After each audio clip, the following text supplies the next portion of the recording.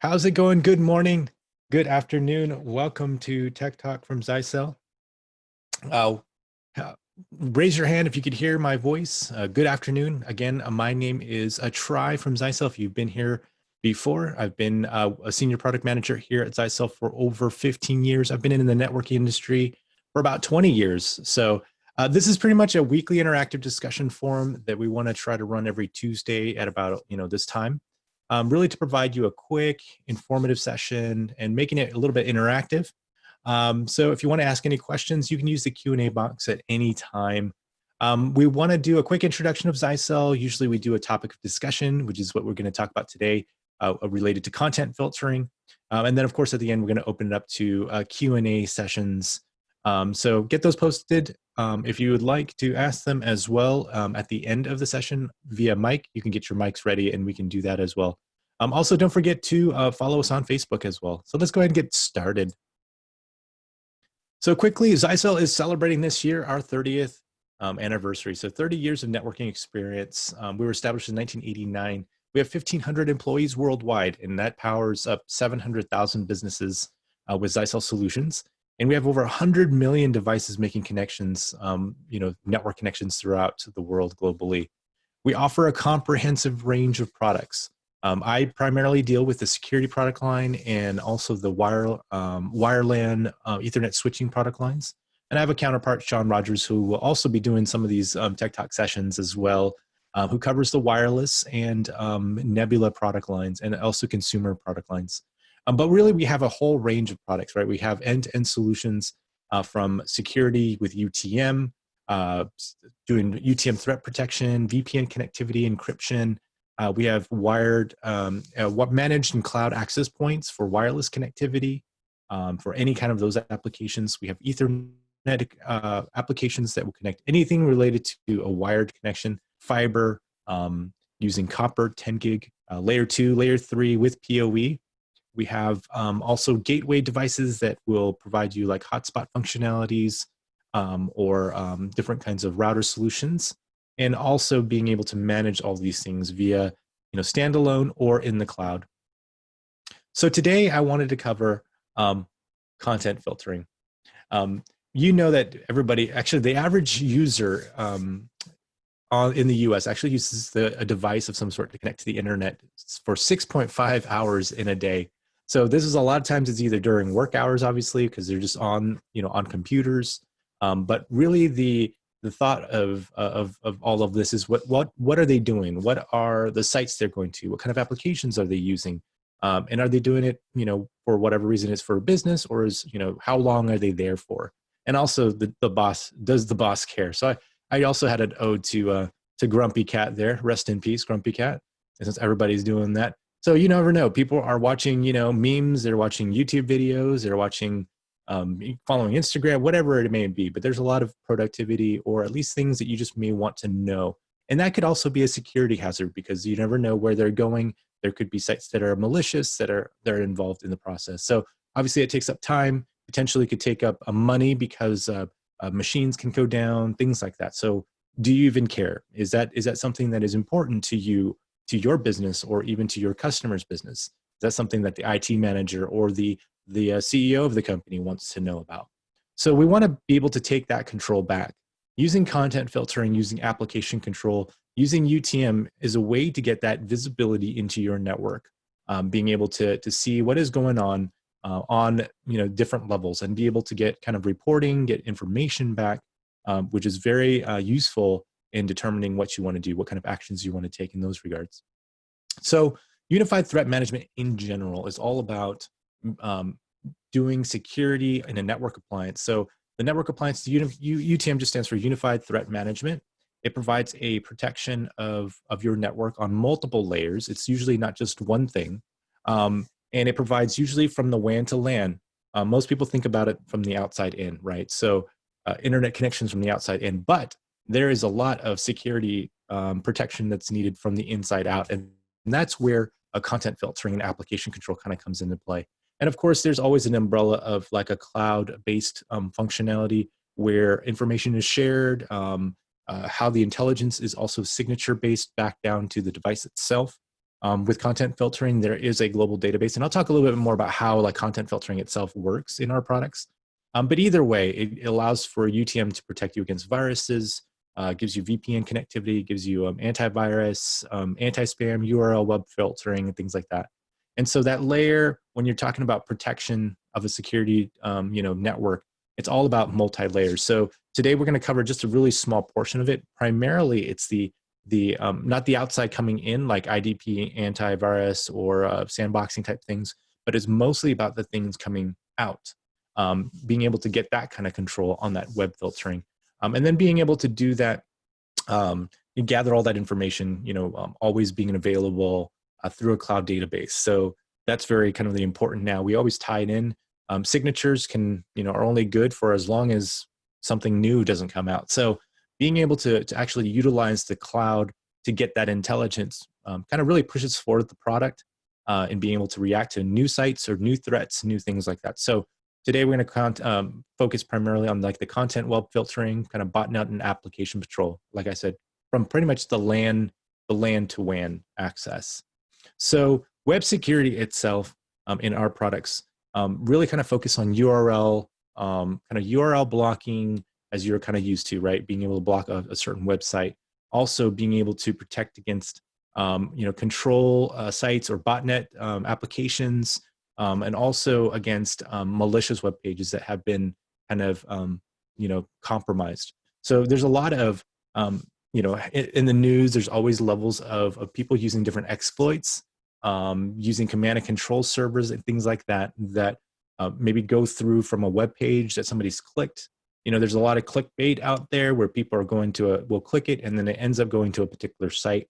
And a lot of those sites can be deemed malicious and actually been categorized as being some sort of malicious site. So our content filtering services or web security will work in conjunction with the databases that are available to us through our partners, and really help to kind of control what is going on or where those malicious sites are and prevent people from going to it. So there's sites that get compromised all the time. So even government websites, et cetera, and those become kind of the watering hole, as they would call it, where people would end up going to those pages and then end up in the wrong place and then be compromised, their web browsers or their devices themselves by misclicking something, misclicking a link that gets something installed. That happens all the time. So it's pretty interesting to see how those sites come about. And of course, the attacks will never end. They just continue to have more and more malware sites, more phishing type sites. So weekly detecting malicious and phishing websites just range from 600,000 to 900,000 sites. That's a lot of sites that are out there that just continue to pop up or get compromised. And so the database that has to be updated in the cloud has to be kind of nonstop, has to always be available, always be on. So hybrid, basically we have kind of always a hybrid approach. There's never a single approach to things because there's many different ways that like webs or content filtering or web security comes into play. One is just be able to just block, right? URL blocking, to be able to block things like Facebook or YouTube.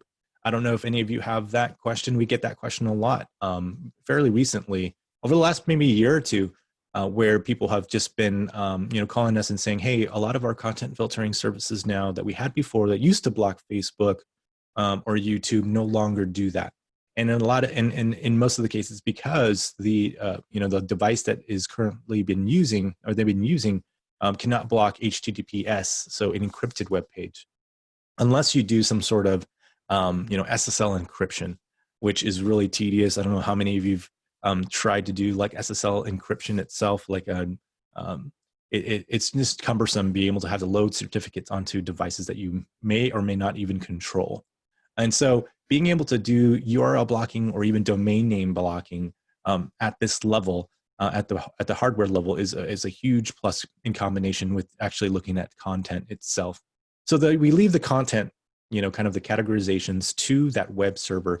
So users will like query for an a web page. It goes and checks the database. It checks the local database first. So any kind of typical visited sites that your company or your employees visit during a certain time frame, it'll have a local cache of what those categorizations is. So it helps for it to work a lot faster. It doesn't necessarily have to go and ask the cloud. But if it doesn't exist, then it will actually query to the cloud, and it's very quick.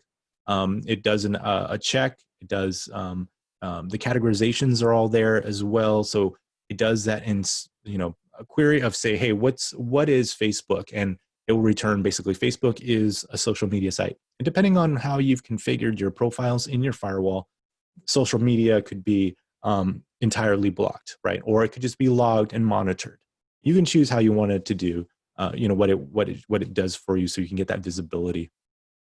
And then of course you take that action, right? Again, you either block it, you deny it. Now, if it's a bad site, so if it's a malicious site, then it will block it. So you can choose to block malicious sites. So you choose how you want to deal with the situation there. And of course, everything gets logged. And so that's the great part of it, is then we have management tools and reporting tools that you can then use that data to kind of bring back kind of a history, who is going where, what web pages are mostly used, how much bandwidth is being used in those areas, and then you could take action from it, right? You may not necessarily block them, depending on your company's, policies. But I think most companies will say, if you're doing things that are not productive or could be harmful to the business or harmful to whatever, then that's usually not allowed. So you're able to enforce those policies and at least even have proof, or at least have record of what is going on. So all of that, kind of puts it together with that content filtering service. We have 64 categories in our content filtering engine, and 8 of them are security related. The cool thing is that there's no real language constraint, so that it actually has a bunch of global. It's basically a global service with billions of URLs that are in there. So it supports both HTTP, HTTPS, and FTP in different protocols as well. So the whole engine is there made to make sure that those sites are blocked. So the botnet URL filter just ensures that both not only the URL but also the IP is right, because of course you can always mask IPs, or sorry, you can mask URLs to go to the wrong site, right? So if you do a malicious, if a DNS server gets taken over and it's handing out kind of the wrong resolution, this service will actually be able to also recognize that, to see that you're getting pushed to malicious sites, or where things are not supposed to go, or where there's sources of malware driven by different botnets. And of course, on the content filtering side, it's all a management issue, whether your policies are to allow non-business related stuff or to prevent it. So you can prevent that from happening, from internet being abused, at least even to approach employees to say, hey, we know you guys are all on Facebook. Please just cut back on what you do there, whatever, during office hours. And you can even set up policies where you can set, what's really cool is it's flexible in the fact that you could say, hey, before office hours and after hours, we don't care if you're on Facebook. So we can allow for that. And then during the business hours that you set, that site gets blocked. So you can have that kind of flexibility for different employees. And of course, management level policies can have, hey, it's wide open, whatever it may be. So you can do that, and of course it reduces, data leak risk, from risky sites and things like that, just being compromised, especially to this day and age where ransomware is just kind of rampant, and any kind of malicious software that's out there, it's easily accessible. So you don't have anything, and a user is not kind of educated on kind of the safeties of using the internet. This will help to kind of mitigate that from the for the IT managers. And of course, our product also comes with, there's one thing that for classrooms, I think content filtering primarily is used, or web filtering security is used a lot for small businesses who want to, get visibility and control of their employees, but then also in kind of bigger applications like hotspot. You may not want people to be using your hotspot maybe at a place of worship where you're giving guest network access, and you have a policy where you don't want certain sites to be available or even accessible by anyone who's using your hotspot on campus. So you're able to do things with this web security feature that allows for you to block that, but also the previous kind of workaround, or not even workaround, but people would realize that they could go to Google and they would search something or search a term, and inappropriate information or materials would show up on their search results, right? Because it just is there. So what we have is that we actually have the ability to force an and enable safe search in those engines like Yahoo, Google, MSN, and to turn on those automatically flagged, even though they may not have flagged it in their own profiles for safe search. So it actually is a catch to make sure that those searches that happen within those search engines are deemed safe by Google. So in a sense, then deemed safe for applications like, for schools and again, hotspots and things like that, where those kinds of materials are not appropriate. And of course, then it allows for you to make sure that your hotspot is not abused to be going to, web pages that are gambling or again, inappropriate pages, things like that, that you don't want to be done on your network or even at the cost of your bandwidth, right? So even being able to block, things like Netflix and YouTube, if you don't want them to use that to eat up your bandwidth, or you can even prioritize it as well and bandwidth control it. Now, the other kind of layer is not only you're blocking web, access for web pages themselves, but a lot of businesses have to kind of worry about what kind of applications are being used in that network. So application security is kind of that next group of things that you have to worry about as you are managing your content control of your network. So why is it important? Well, for example, there's a lot of applications that are out there that are just not good because they can offer, spyware. They could be malware themselves. There are applications that kind of just be risky for a business. And of course, there's ransomware that's out there, and business emails can be compromised with that. Application security has both an application kind of intelligence to understand what kind of applications are being used and behaviors and signatures, but also kind of an aspect related to the email side as well. So it's kind of a combination. If you've used our USG products before, it's kind of a combination between our application control with our email, anti-spam email put together. So those kinds of two, email threats and application, is all there. So it's part of our IDP kind of functionality. So the application security really helps, especially when you can identify things. So you can protect your network when you identify it, and then choosing what to do because it gets categorized into different kind of different threat levels, right? Before, in most firewalls, when you had kind of application control, it was kind of a white, a black and white. You saw that it was something you could just accept it or deny it, right? It's like kind of a block or allow. But now you're able to identify down to the packet level that this is a Google, Google Docs type applications, or even an Office 365 application.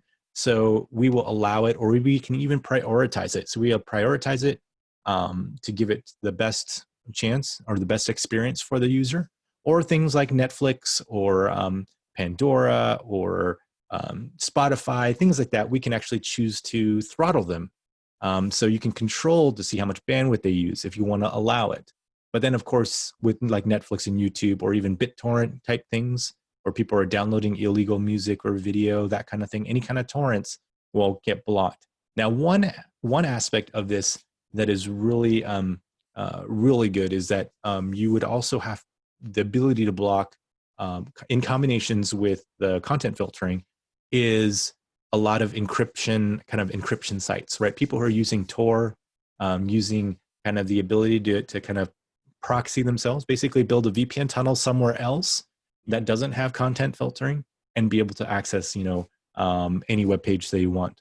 So we have the ability to then look at blocking the applications that are building those VPN tunnels that are typically used for those kinds of services. So we can block that down by the application level. And of course, block those web pages themselves so people can't go there to download the, connect, or even the DNS resolution of those as well. So there's a lot of, play in there to make sure that your business network being used inside your office is, secure and being managed and optimized for the applications that you want it to be used, right? The worst is to have somebody or have a few people all watching like Netflix at your work, and bandwidth is now at a cost or at a premium. Nobody has access to other things that, especially now with applications all moving into the cloud, you're needing to make sure your bandwidth is optimized.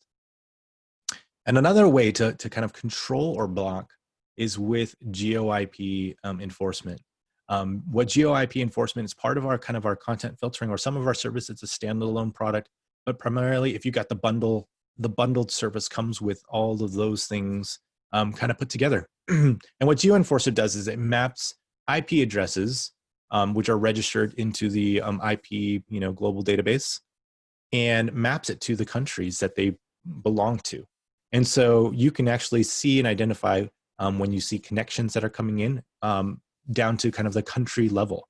And so you can actually do a kind of a block all kind of standpoint, kind of taking a almost like an imperialistic standpoint, and say, hey, we're going to block everything except for stuff that's coming from our country. So we could say, well, traffic from the United States and these countries are safe, and so we want those to be allowed. This also helps you to identify controlled people, maybe building even VPN tunnels, right? Trying to connect back to your office. So you can block all traffic from all other countries except for where your remote employees are, where they're going, or if they're traveling within the United States. Obviously, it's okay. But if they're going to overseas, like if I was to go to Taiwan for our headquarters, they would see that it would come from a connection that's coming from Taiwan, and so they would allow for that and not allow, if they see connections from other countries outside of that scope, then it would be blocked. So we just do that. Basically, we scan it, we translate those addresses into the geographic mappings, and because we know the source and destinations, we can then also block it and combine that with our security policies. So certain traffic like here is blocked. I don't know why in particular. I don't know the reasoning why. There's nothing against Japan, but it's blocked. But either way, traffic going to Japan is blocked, but everywhere else is okay. So that is the case of that example. So it helps because, again, it blocks and gives you control. And again, not only does it give you control and kind of the ability to block those things, but it gives you visibility. One slide that I'm kind of missing in this one, which I don't have right now, is actually our Secure Reporter. Secure Reporter is a software that allows for you to get all of this data. Basically, it's kind of like a cloud syslog server, and it will collect and report all of your security data, log data, health information of the product, all goes into the cloud service. So it's called Secure Reporter, and it gives you a report. It gives you a kind of diagnostic view of what happens. It can even send out monthly reports to your customers via email. So you can create a little widget, PDF, what information you want to send it out. And so really it adds value in terms of saying, hey, here's your monthly report. These are your top sites that your employees are visiting. You can even go down to even drill into say, hey, who is there, who is going to, and how, basically how often and things like that. But you can see how much traffic is being used, how often they're being used to which web pages and things like that. And then of course, then you can take either action, you can notify, whatever it may be, however your company policy is. But with GeoEnforcer, you're able to restrict those high-risk countries. And you're able to protect them, and you can use a whitelist instead. So you could block everything and just say, hey, these are the only countries, and thus only these countries' IPs. Now, of course, it doesn't solve everything, right? Because hackers and people who are really trying to get into your network anyways, they're going to find a way to VPN from another country to the United States before they get into or try to hack into your web page or into your box, which is why you still need kind of a full UTM security, because you need that protection from the internet, from those kinds of things. So being able to block and drop packets so you look like you are not even there in existence in that IP address is very important of what a firewall will do. So, most of our most of our best practices from the outside coming in is to make sure that you are kind of locked down. You only accept connections, or you only respond to connections that are coming from known sources and or known countries, things like that, or even, but mostly known sources, so that you don't have people connecting into your device, that's outside your NOC or your control center, or from one of your own IPs.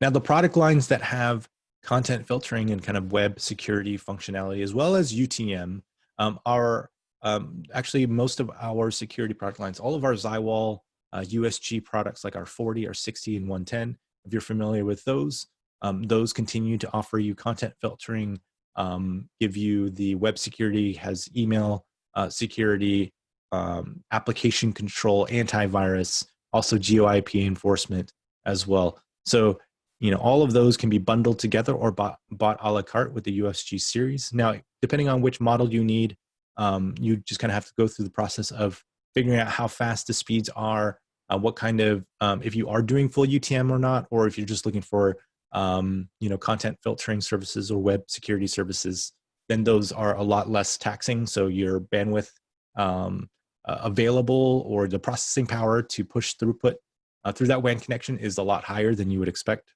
than when you do like full UTM. And of course, we have a range of products that just kind of profile through the different performances.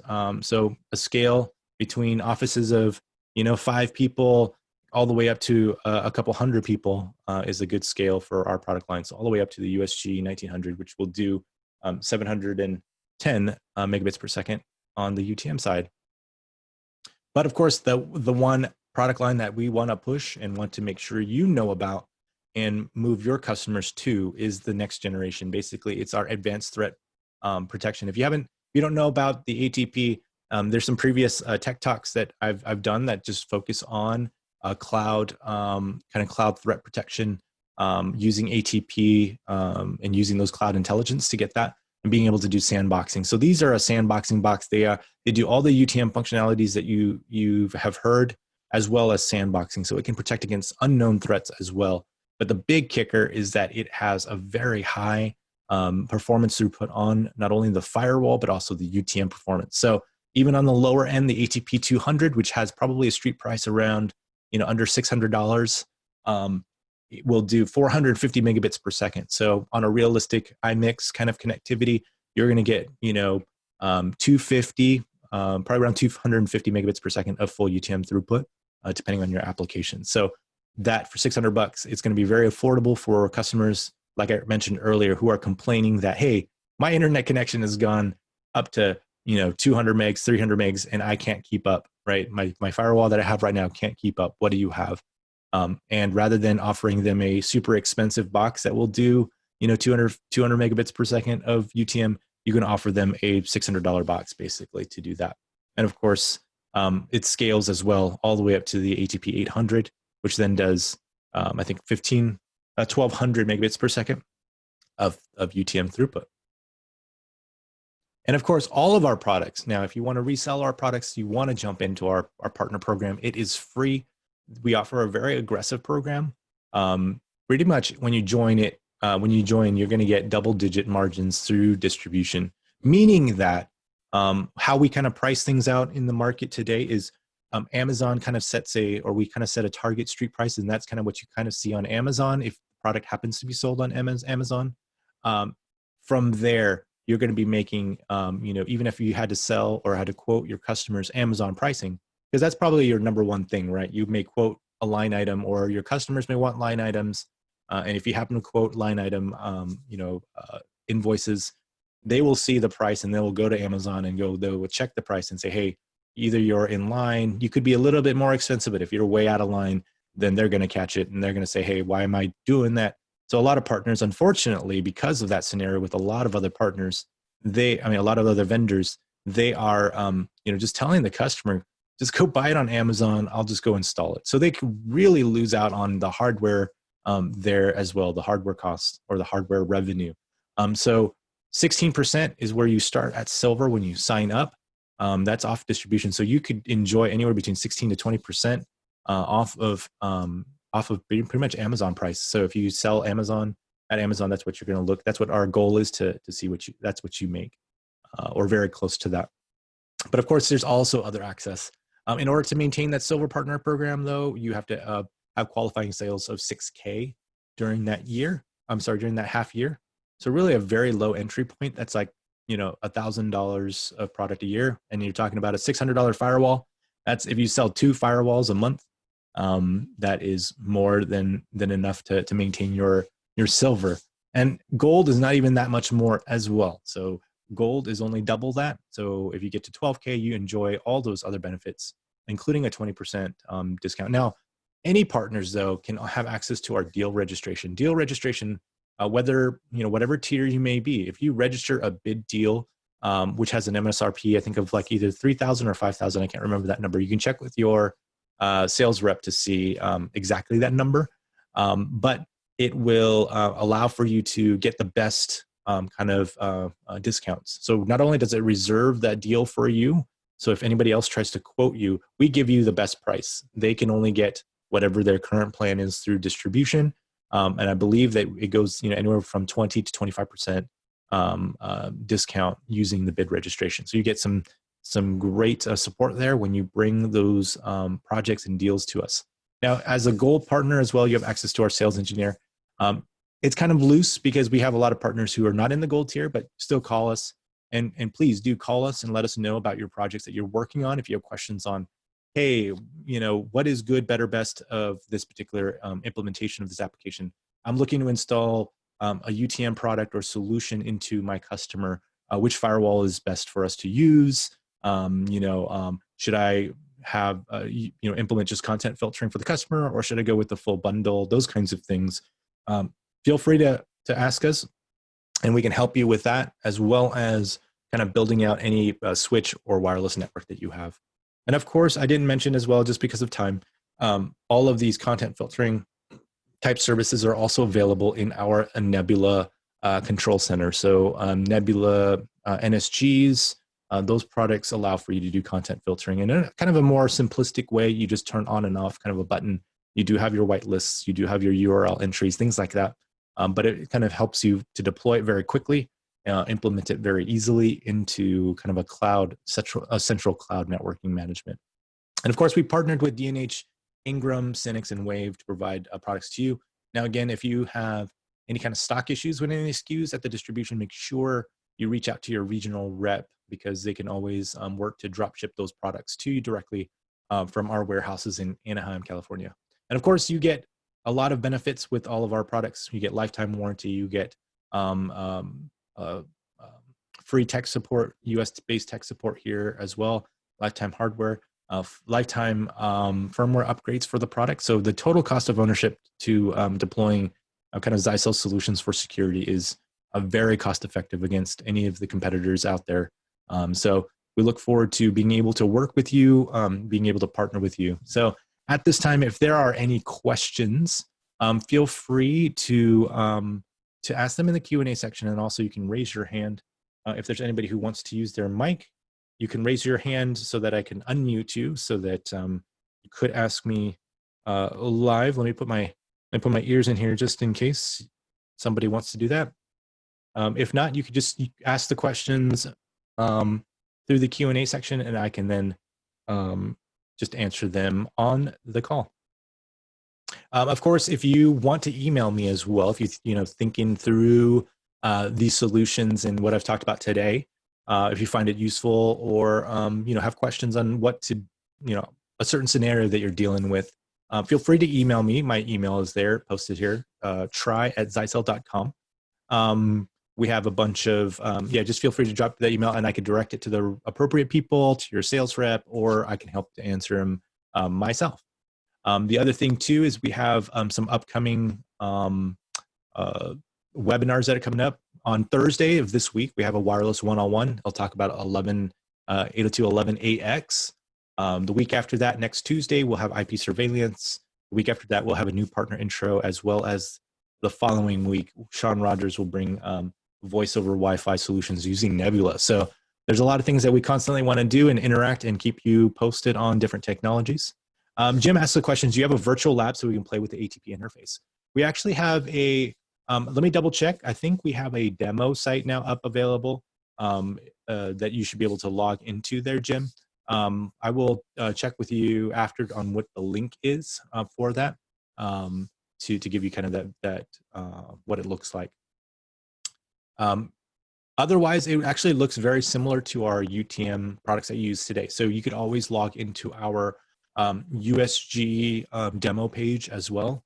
If you find that on the USG page, that will give you a very similar, because the products themselves are, they're inherently kind of the same baseline. We've carried our baseline Zyxel Linux distribution firmware through our security line. So ATP is just an enhanced kind of version of it.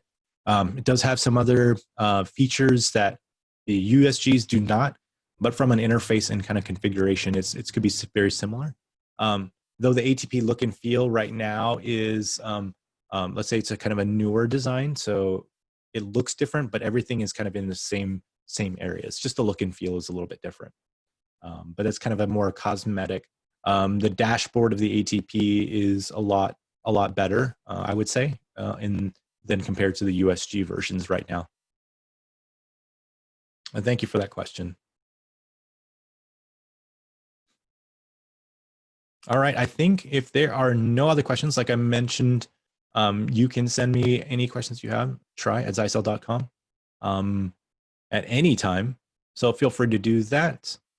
Hope to see you again then next time. Again, thank you for your time to be able to spend just a few minutes of your morning and afternoon with us here at Zyxel. We look to being a valuable partner to you and make sure that any kind of features, functions, feedback that you have on product, things you want to learn about at these kind of tech talks, send me an email, because let me know and we will tailor that to you. That's what we want to be. We want to be flexible. We want to be informative to providing you kind of the information about our products to help you to sell it, help you to install it, help you to solve a solution out there. So until next time, Try from Zyxel kind of signing out. Welcoming you back next time to Tech Talk. We'll see you then.